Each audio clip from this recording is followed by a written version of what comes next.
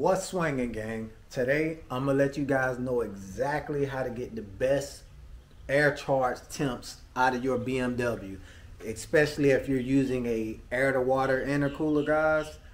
The best, period. I'm gonna show you exactly what I did to lower my air charge temps, guys, and it's easy. And it's race car technology, guys. Well, not really race car technology, but race cars use it on the racetrack, guys. So if you want more consistent cooling, more consistent horsepower, guys, and overall cooler engine, stick around for this tip, guys, and I'm gonna show you exactly how to do it and what to use to get those temps, guys. This is what I use, guys, and it's Red Line Water Wetter.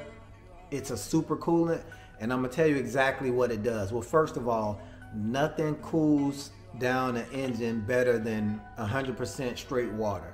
I don't care about any 50-50, 100% concentrate. Nothing is better than straight water.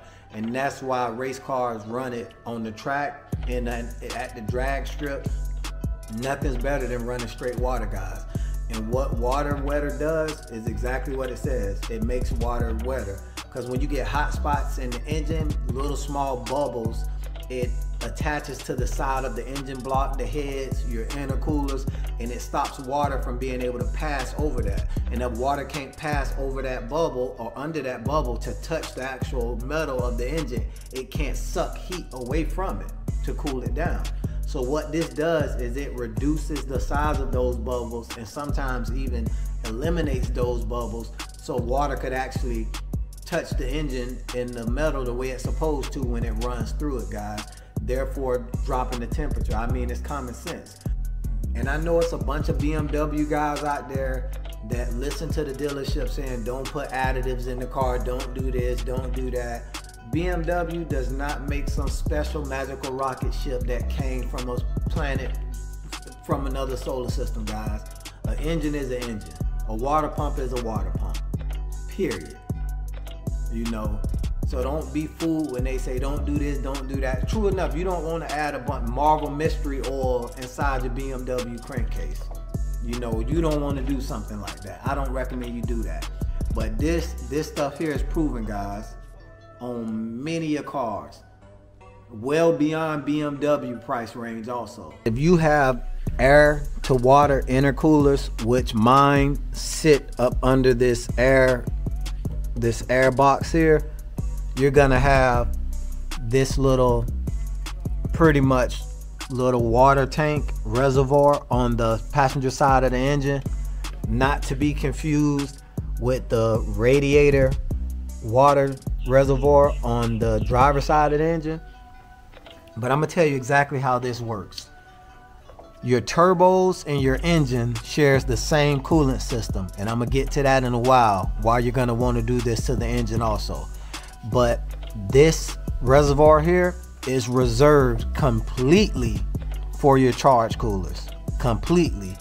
And I'm gonna open this up. The engine's already cool, guys. It's been sitting overnight, so nothing's gonna splash out of here.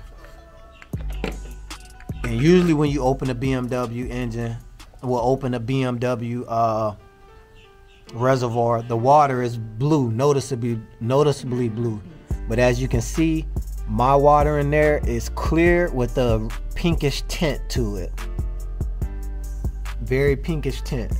And that's because I'm running 100% reverse osmosis water, not distilled water, guys. A lot of people say run distilled water. That's horrible, because when you run distilled water, it turns the pH off. It sucks the pH all the way off, guys. When it gets distilled, it messes the pH all the way up.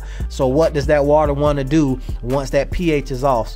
Water's gonna naturally want to restore its natural pH. So what it does is it pulls precious metals from the water pump, your intercooler, your radiator. It strips those metals from your cooling system to restore its pH. So that's the last thing you want to do. You want to run reverse osmosis water, guys, because that keeps the natural minerals, but it takes out the minerals that harms the system, your cooling system, like scaling, calcium buildup, and all of that crap like that, guys. So you definitely want to run reverse osmosis water. And I'm gonna tell you exactly how I did this, guys. At first I was using a a little pump, guys. I bought like a fluid extractor pump, and I would run the electric pump with the engine off. I'm gonna show you exactly how to do that.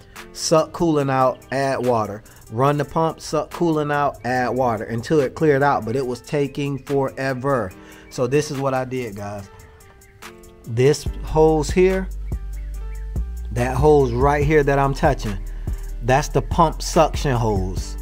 And this is this skinny line here, plastic line, that's the return line. So whatever pumps out of this little reservoir gets returned. Once it runs through the intercoolers, it gets returned through this little line here. So what I did is I popped up this little C-clip here, put a catch can, a big catch bucket down below it, pulled this, let it drain completely out, and I turned the pump on, guys. And before you turn the pump on, you want to have a water source, because the pump will burn out if you let it run dry. So I pulled the hose up and I ran straight hose water. Don't be scared to run hose water, guys, because I'm gonna tell you that you can run hose water, because the water wetter, guys, it allows you to run regular tap water, because the properties in it makes the calcium and heavy metals in tap water inert.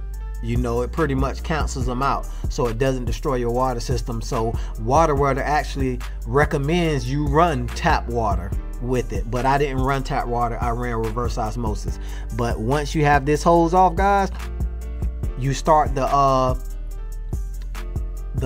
pump process, and I'm gonna show you how to do that. But when this hose is off, you want to pull it up so it's standing straight up, and I ran a hose to it, guys, on low pressure, so it whatever the water pump needs, it can pump down in there, and then you can see it pumping straight in through the return, guys. And if you open this, you'll see it circulating in there, guys. You'll see this water swirling, and then you'll see it dumping right out of this port here. So whatever I'm pumping into this pump is gonna dump right out of this reservoir, guys, and that'll flush the system out completely. And it took about 2 seconds for the water to start running clear from almost dark blue. I think whoever had this car before me, they ran concentrate in it, guys, not 50-50, because it was dark blue. All right, guys, I'm going to show you exactly how to get this pump to start running. All right, first thing you want to do, guys, is you want to turn on the ignition. So I got the ignition on. You want to put the AC to the highest heat. Turn that off before I get YouTube copyrighted. So everything is on the highest heat. It's turned all the way up, and the lowest fan speed, guys. After that, you want to press down the gas pedal all the way until it stops and count to 10. So we're going to count this all the way to 10. And then I'm going to show you that pump turn right on. All right, so that's 10. So we're going to go out, guys, and the pump should be running. All right, guys, the engine is off, as you can hear, but you can see that the pump is running. And once you purge the system of any coolant, once you hook the line back up and put the recommended amount of water wetter in with the distilled water, guys, you want to run this 2 or 3 times so it get all of the air bubbles out until it runs clear like this. But yeah, guys, that's exactly how you do that. It's starting to slow down, and it's going to start up and run one more time, guys. It usually runs twice with the same 10 second of gas pedal hold. And it just started again. That's the second time, guys. So after it runs that second time, that'll be it. But yeah, if you guys want to do this mod, you know, and I've had it like this for a couple of days and the car runs fine, you know, water wetter is definitely the way to go. I'm gonna leave a link down in the description where you guys can read up on it from the website and just type it into Google, guys. Just Google it. I mean, look at a bunch of videos. Millions of people with BMWs are running this. That's where I got the mod from, off of BMW F90 forum, the new M5. They're running this in their intercooler, guys. So, you know, if you guys want cooler charge temps, you know, without having to buy a bigger intercooler or charge cooler, guys, this is an easy, cheap mod. Super easy for you to do, guys, and it's reversible. If you don't like it, reverse it, you know. But that's what this channel is about, guys. Getting maximum horsepower for the cheap, you know. Spending a little money, getting a lot of horsepower, guys. Until the next video, Auto Lust out.